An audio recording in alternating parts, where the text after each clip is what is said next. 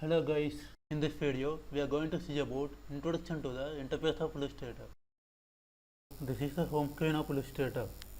Here you can open recent artwork files to continue your work in the saved artwork. If you want to open some other file that didn't shown in recent, just click open, then select and open the file that you need in the dialog box to open.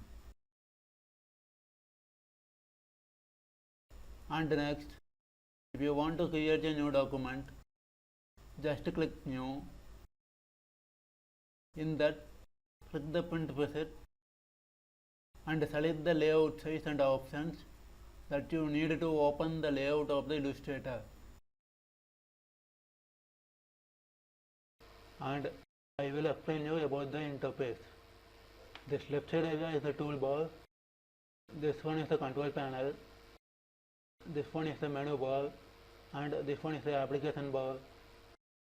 The bottom is status bar, and this one is the workspace.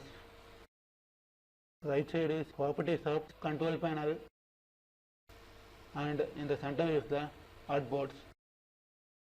That's all about it. Like the video, share the video. If any doubt, pen down in the comment section. Subscribe the channel and click the bell icon to get notification.